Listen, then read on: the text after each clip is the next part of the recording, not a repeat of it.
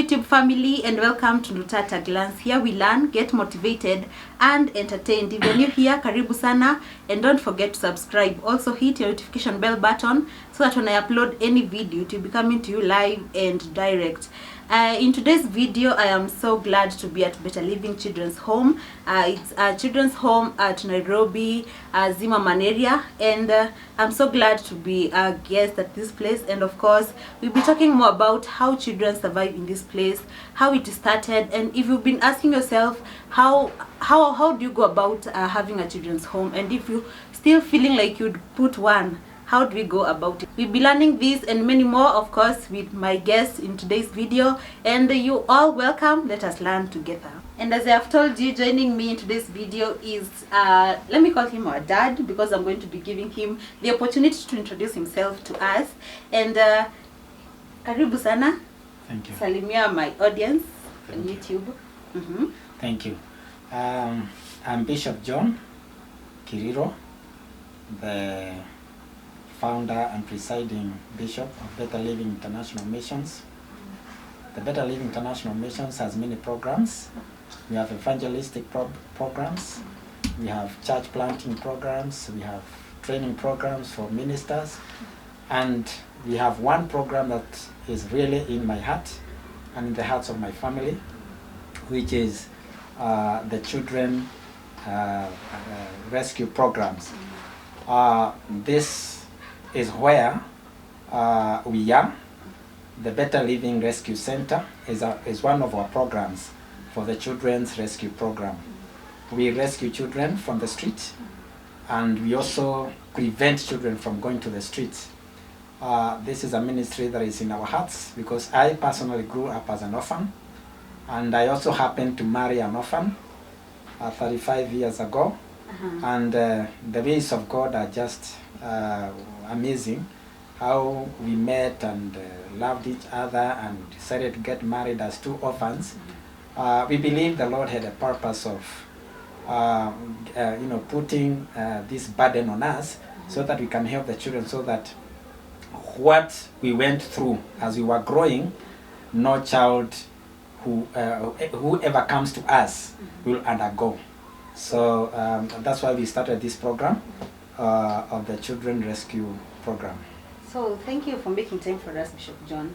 So what inspired you to have to set up this big area? Because I'm seeing it's a very big home. Yeah. It has so many children, and as wadogo sana. So what inspired you to bring it up? Okay. When we came to South Africa about 7 years ago with my family, we were doing the same work. We were doing rehabilitation of street children in Johannesburg. So when the time came for us to come back to our country, we found a lot of children at roundabout, Githurai roundabout, Githurai 45 roundabout, and we couldn't help but start the feeding program. Unfortunately, the government of Kenya doesn't have, those support programs for street children. We thank God that now the government is really thinking about that after we have been negotiating with them. So we found out that after we have counseled the children and given them food and clothing, we leave them in the street because we have nowhere to put them. Then we, as we continued, our hearts could not bear it any longer. We decided now to look for a premises where we can put these children and help them from a certain, from an enclosed premises. Some of the children in the street, they even get babies in the street. And it's very painful when you go, you feed them, and then you leave them in the street, in the cold. If you give them clothes, they will sell and buy glue. You give them food, they will eat, yes, but until you come again, they will not get another person to give them food, unless maybe as they are begging, they call it kuduru, as they do, a good Samaritan will give them maybe food now and again. But we found that the only cure that we have for that is to set up a center for them. So that's how the rescue center was born. we talked to our members, and we trusted God. One of our friends, who was so touched by us, by our burden, gave us money to hire these premises to start off. And she paid for us about 4 months rent, and that's how we started. And we thank God so far. So I heard you talk about being in South Africa. Yeah. Where did you grow up yourself? I grew up in Lamu, at Lamu County. Oh, okay. I was born at Lemuru. Then in the mid-70s, we moved to Lamu. Lake Kenyatta Settlement Scheme, presently called Lake Peketoni, is now called Peketoni. That's where I grew up. And then did your parents, okay, sorry to bring this up, but did your parents pass on? So, because they had you talk of being an orphan? Yeah. Yeah, my mother passed on when I was 7 years. And during our time when we were growing up, fathers were just fathers. They were not daddies. Okay. They were fathers, providers, but they were not really present with the children. So there were a lot of problems in the home because no one was there to care for me. I used to see my father, if I'm really lucky, once a month, because he used to work to do businesses around the country. So he would come sometimes after 3 months. When we are lucky, we see him after 1 month. So we grew up with our old grandma, who was around about 75 years old. At that time. And okay, we had a stepmother, and you know the friction between stepmothers and the children. There is this competition. We were competing over our father. So she was she wants her husband 100%. We want our father 100%. Yeah. But we thank God, my grandmother came in between and decided to be like a mother to us. But being old and poverty-stricken, she couldn't do much. She would provide love, but she couldn't do a lot of care for us because she was busy fending for us. I used to find myself in the streets, running away from squabbles in the home. So until around 1975, when I was about 15, is when my father now decided to be a farmer. Is when now we moved from Lemuru, Lari, we went to Peketoni, and that's when I found myself very lucky to be spending like a whole week with my dad. Yeah. So when growing up, did you ever have the love for children? Did you ever think that at some point you'd set up such a big home and it becomes it grows to be whatever it is today? Well, I didn't know that. I had my 2 siblings, my 2 little sisters. I brought them up when we moved. Okay, you see now when we moved to Lamu, we have left our grandmother at up country. So I was like the mother to them. So they really, because they were very small, they really made me love small children, because we had a lot of problems with them. We had to go miles and miles looking for and sometimes even food as we waited for our food to grow. So I think that's how now the love for orphans, grew up in me. Me being an orphan and my bringing up my little sisters. And then I also became a pastor at a very early age. Now, when you are a pastor, you meet a lot of people with all types of problems, and you find children running to you with problems. So by and by, I began to identify myself with these children. Yeah. I could see myself in these children when they come to me with their problems. When a grandmother comes to me with the problems of her son's children, or her daughter's children who have passed away, the seed was like growing more and more in me to produce what we can see now. So what inspired the word or the name of the home, Better Living? In 1992, I had a vision. I had just come from South Korea. I did some of my studies in Seoul, South Korea, So when I came back, as I was praying, I had a vision of building a center, where I was actually controlling a center where we were giving people free water, free food, and free accommodation for children and widows, destitute people. That's how. Then I saw the prescription of the center, better living. So that's In how. the vision. Yeah. Okay. That's why my ministry is called Better Living International Missions. So even the that also after that is when I now started the ministry. I resigned from the past, the organization I was working with, and I went out independent. I began the Better Living International Missions in 1994. Wow. Yeah. So we find that in ministries you find each and every type of children out there. Yeah. There are some who are so rough, wamezoea ile maisha, yani tough too. Even they don't have the soft, the soft heart. Some even fight each other. So when you bring them from the street, how do you come and bring them here and ensure that their lives continue just as like the normal children? Our weapon is love, and no one can resist love. Another time we were talking with some government officials, and I was telling them, you take these children, you put them in your so-called safe houses, and they will jump over the fences, which are very secure. They will, they will evade your guards and run away. We don't have that capacity. But when we take them, they will come stay with us for about a week. You can send them to the shop and they will come back. What is this wall that we are having which you don't see? It means we have a wall that is stronger than your walls. We have security that is stronger than your policemen and your security, which is called love. Children are made to be loved. Children need love.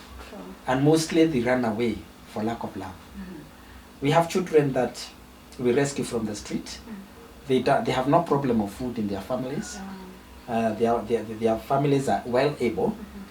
But because the mother and the father are so busy looking for material wealth and the welfare of the family, they forget the responsibility of providing love to the children. This child will run away looking for love. Of course, part of love is providing the necessities for the child. A child needs to have his or her rights met, whether the parents are dead or alive, whether the parents are drunkards or sober, whether they are drug addicts or free. The children have rights which must be met. So we believe that God has chosen us to provide these rights for the children regardless of their background. That's why in our center you'll find we have orphans, we have rejected children and abandoned children. Rejected children are those that maybe they are orphans, half of, if there is such a word as half an orphan, like me, the way I grew up, my mother wasn't there, but the father was there. But I was like a reject, you see. My wife was also the same. She was like a reject because the jealousy, the jealousy between the stepmother and the father and all that, the child becomes rejected or feels rejected. There are also the abandoned ones. You find a single mother, due to maybe stress of her own problems, she runs away she tries to solve her problems through drinking and drug abuse. She finds herself addicted. So she's got no time for the children. So those children are as good as orphans because the mother has been married to drugs or pombe, alcohol. So she's got no time for the children. So you'll find those three categories. We also help the families because of the problem, especially like now with this pandemic. Children are in great danger of running away to the streets because the parents are sick in their minds. They have been fired from their places of work. They are struggling. They don't know what to do with the children. And the children are very clever. Children are very Oh, clever yeah. creatures. So they discover that they cannot cope with this, whatever is happening in their homes, so they run away. So these are the children that we call, we put in our outreach program. And they're actually more than the one that you see in the center. Yeah. In the center we have about 25. There were 13, now we have integrated about 5. They are now 25. So these ones are the ones that have no one to stay with. We prefer to help the families to prevent the children from going to the street. If a family is there, they are destitute, we provide food and clothing and education for their children while they stay with them. Because we also believe that a child needs to know her roots. When the child stays in the center, they may forget their roots because they see another dad, they see a mother, because we cannot help but give them like a family. But they have their own families that they left. So we prefer to help those families to stay with their children. So this is what now we call preventive measures for the children. We put them in our outreach program. So this is how we work. And so far we thank God we have managed to rescue, apart from the ones that are residents, we've managed to rescue about 50 children from going to the street by helping their families, have enough for the children. Yeah. So is there a law in Kenya that governs how you bring the kids into homes? Or does the government know that you guys are having a number of children? Do they come in with multiple of help, like with the food, with the donations? Is there any law? There is the law. There is the law. That in fact every year there is the budget for children. Unfortunately, we don't see these funds coming to us. Okay, there are those big children homes which started long ago, a while ago, when the government was still registering. There was still the Department of Children was still registering, licensing the children's homes. So, and there are not many. Most of the homes that are not registered are actually run by people who have the burden for the children. Most of those that are registered in courts by the government, they actually, you'll be surprised to visit some of them and you find the premises are very good, they are well built, they have good donors, but they don't have children. Yeah. You come to those that are not registered, you find that they have a lot of children because they don't know where to take the children, and they are struggling with the children, and the children stick with them because they love them. You see? So the law is there, but the implementation has got a problem. The implementation of the law is a problem. Yeah, otherwise the law is there. There should be no street family in Kenya if the law is strictly followed by those that are in the government. So, reminding you guys that we're talking to Bishop John, and he is the co-founder of Better Living Children's Home.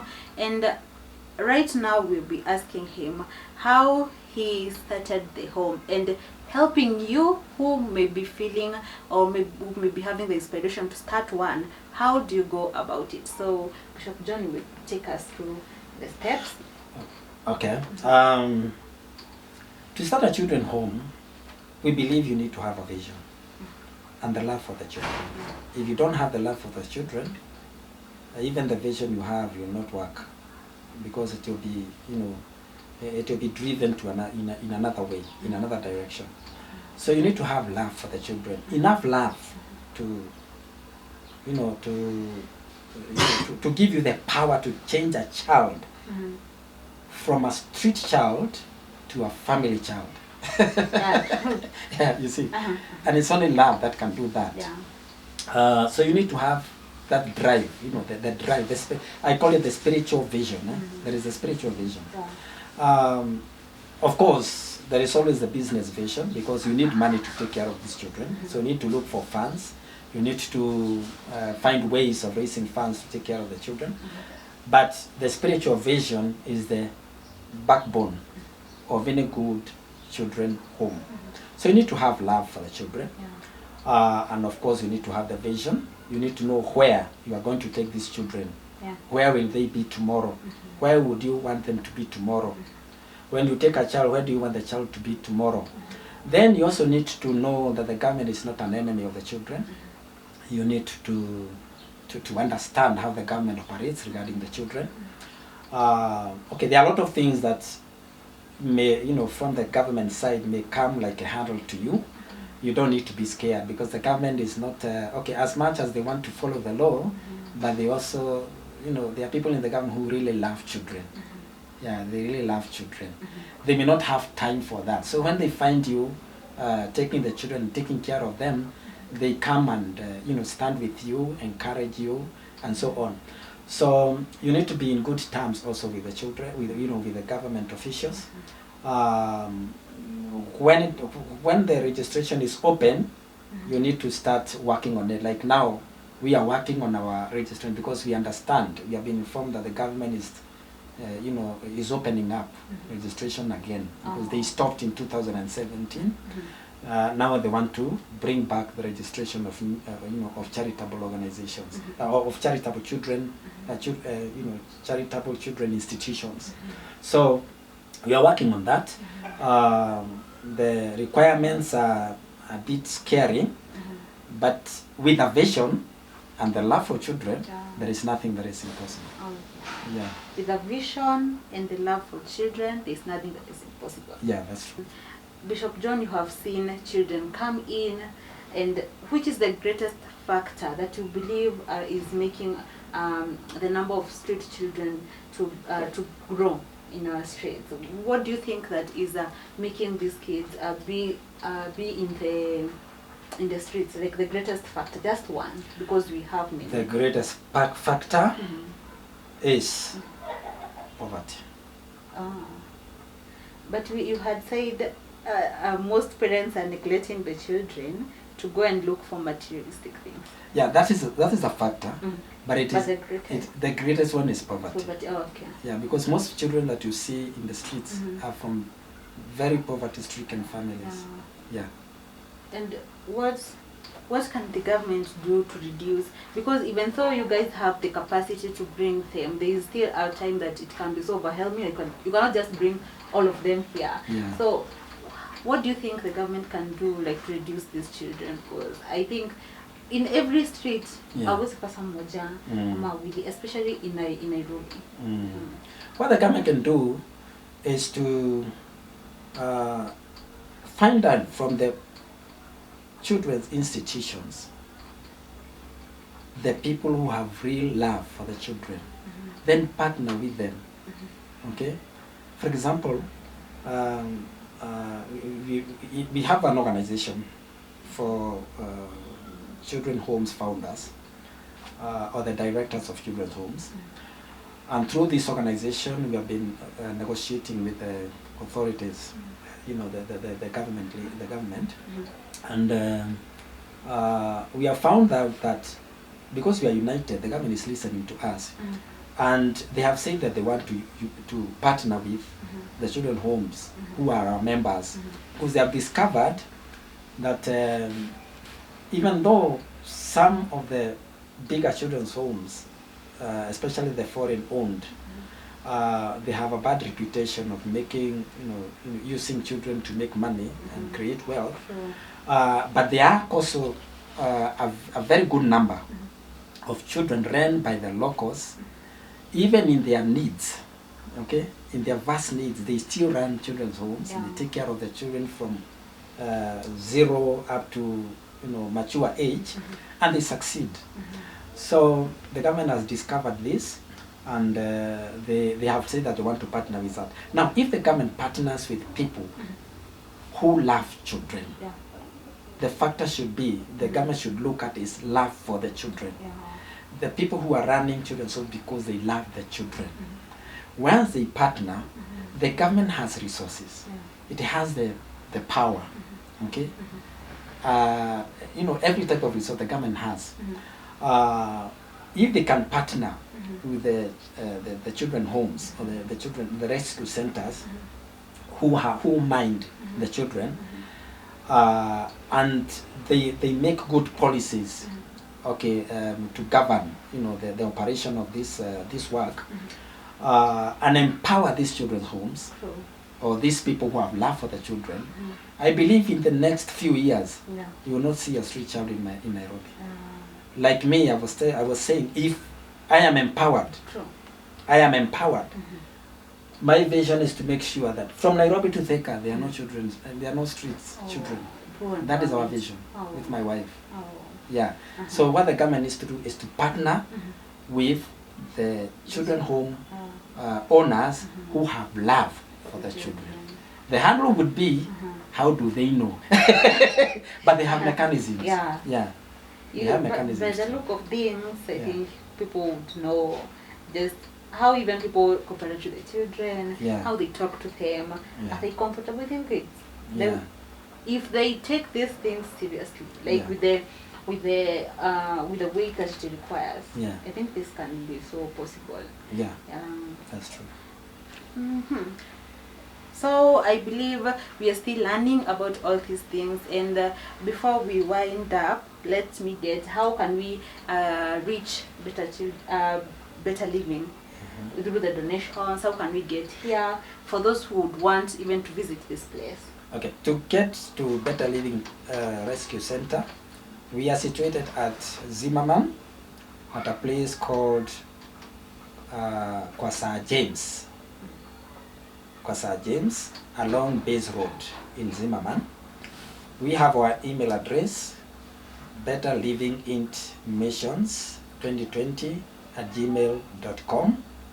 If you would like to do some donations, we have our pay bill, which is 976262. You can put the account Children's Home, or even just your name. If you see Children's Home, or we see a name, an individual's name, we know that belongs to the children. You can also call us on 0715 96 0081. 0715 96 0081, or 0707 08 7998. 0707 08 7998. So those are our contacts, and everyone is welcome. This work doesn't belong to one individual or one family. It belongs to all of us. These children are children of Kenya. Their mother is Kenya and their father is God. True. You are much welcome. So guys, as you've heard, the greatest weapon is love, and love is irresistible. I hope you have learned one or two things about being in a children's home, and of course we have not yet exhausted everything that you'd want to know. There are many challenges, of course, and there are disadvantages and advantages. So we'll be having part A of this video, and this is with Bishop John, and then the next part B will be having our mom of this in this home. So we'll be talking to her in a few of part B of this video, so stay tuned. And of course we're putting up the numbers if you'd like to talk to Better Living, and of course if you'd like to visit them, the numbers are rolling on your screen. So please do something. Let us support these children, because as you've heard, they do not belong to one family. They belong to all of us as Kenya, and even beyond the Kenyan borders. So of course stay tuned, and thank you for staying with NDUTA at a Glance. Let us meet at part B of this video with our mom. So see you when you see me. Kwaheri.